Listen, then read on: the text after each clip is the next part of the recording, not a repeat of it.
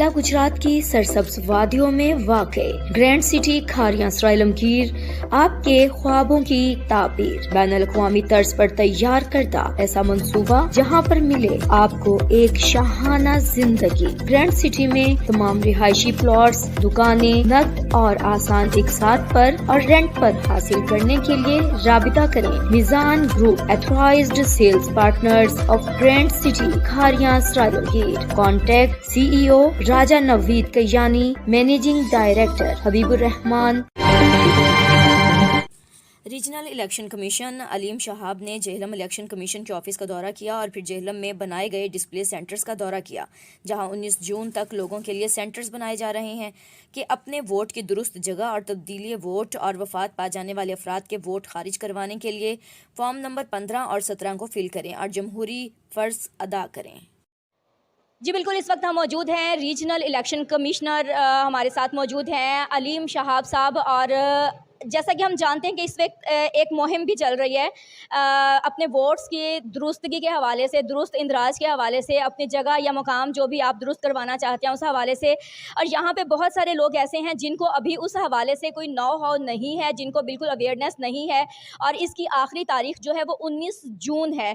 यहाँ पे हम अलीम साहब से ये भी जानेंगे कि क्या इस हवाले से कोई मीडिया पे कोई कैंपेन चलाई गई, लोगों में आगाही किस तरह से दी जा रही है? चंद चीज़ें तो आपने ही वाज़ेह कर दी हैं, तो चंद चीज़ें मैं आपको बताऊं कि जेलम में जैसे हम खड़े हुए हैं, तो जेलम में हमने यहाँ पे पब्लिक के लिए, इनकी कन्वीनियंस के लिए 178 डिस्प्ले सेंटर बनाए हैं, 178 पूरे ज़िले में, जो कि मुख्तलिफ स्कूल्स में कायम है और सुबह 9 बजे से लेकर 4 बजे तक हैं। लोग यहाँ पे काम कर रहे हैं।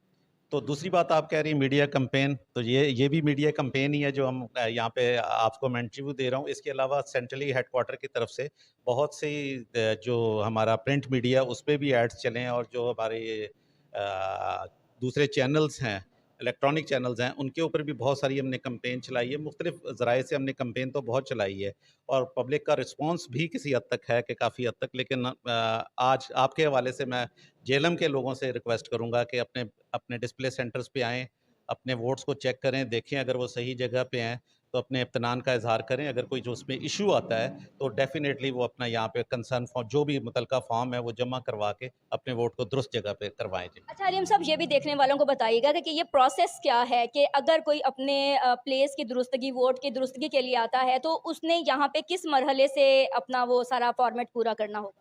ये इंतहाई एक आसान काम है। जो भी वोटर जो भी इस इलाके का होगा वो यहाँ पे आएगा, अपनी इंतखाबी फहरिस्त में नाम देखेगा। अगर उसका नाम वो समझता है कि उसका नाम दुरुस्त है और सही जगह पे है तो वो मुतमईन होकर चला जाएगा डेफिनेटली। अगर वो समझता है कि उसका नाम यहाँ पे नहीं है तो एक सिंपल सा फॉर्म है, फॉर्म 15, अपना CNIC, अगर उसका एड्रेस इसी इलाके का है, उसका शनाख्ती कार्ड पे एड्रेस, क्योंकि एड्रेस होना शनाख्ती कार्ड पे मस्ट है वोट बनाने के लिए, तो वो एक सिंपल सा फॉर्म है 15, वो फिल करेगा और जमा करवा देगा। और अगर वो समझता है कि कोई वोट फौत हो गया है या कोई और इशू है तो वो फॉर्म 16 उसके लिए जमा करवा सकता है। अगर उसको ये समझता है कि कोई वोटर गलत यहाँ पे दर्ज हुआ हुआ है और उसको इस पे एतराज़ है कि वो बंदा यहाँ नहीं रहता और उसका शनाख्ती कार्ड पे एड्रेस नहीं है, तो वो उसके वोट पे एतराज़ भी दाखिल कर सकता है।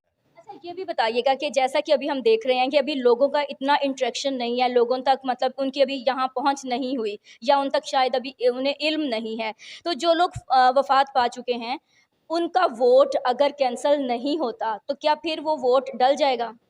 नहीं, वोट तो नहीं डल सकेगा किसी भी सूरत में। कैंसिल कराने का एक प्रोसीजर है कि उसका कोई भी ब्लड रिलेशन हो, उसका फैमिली का बंदा, वो एक डेथ सर्टिफिकेट साथ लाएगा और यहाँ पे ऑब्जेक्शन वाला फ़ाइल अपना फॉर्म लेके उसको फिल करके उसके साथ जमा करवा देगा। मैं जेलम के लोगों से यही रिक्वेस्ट करूँगा कि कोई अगर ऐसे केसेस उनके नॉलेज में हैं, तो वो आके मुतलका फॉर्म यहाँ पे जमा करवाएँ ताकि एक अच्छी इंतखाबी फ़रिश्तें बन सकें। लेकिन सर अगर फॉर एग्ज़ाम्पल वो फॉर्म नहीं जमा करवा पाते, उसके सूरत में क्या होगा कि ये डेट भी आखिरी है 19 जून, उसके बाद क्या जो फ़ौत होने वाले जो अफ़राद हैं, क्या उनको ब्लॉक कर दिया जाएगा? मतलब क्या मतलब मिसयूज़ किस तरह से नहीं हो सकता? क्या कुछ आपने सोचा है इस हवाले से? इस हवाले से यही है कि जब तक कोई डेथ केस हमें रिपोर्ट नहीं होगा थ्रू नादरा या थ्रू यूनियन काउंसिल्स या उसका डेथ सर्टिफिकेट्स हमें नहीं मिलता, उस टाइम तक हम वो वोट वहाँ से काट नहीं सकते। लेकिन मिसयूज़ इसलिए नहीं हो सकता कि इलेक्शन के दौरान भी यही होता है कि जब तक ओरिजिनल CNIC ना हो और वो बंदा खुद ना आए तो वोट डाल नहीं सकता, इसलिए मिसयूज़ होने का तो सवाल नहीं पैदा होता। लेकिन ये केस रिपोर्ट होना और बाकायदा डेथ सर्टिफिकेट के साथ किसी को ऑब्जेक्शन करना या फैमिली मेंबर्स का इत्तला देना तो लाजमी है। अदरवाइज़ अगर हम खुद काटना शुरू हो जाएँ इस किस्म के वोट्स को, तो कोई गलत वोट भी कट सकता है, कोई जेन्युइन वोट भी कट सकता है, या अगर अदर दैन ब्लड रिलेशन कोई आके हमें ऑब्जेक्शन करता है, तो उसकी भी वेरिफिकेशन हम नादरा से उसके रिकॉर्ड से कर लेते हैं या किसी और ज़राए से कर लेते हैं।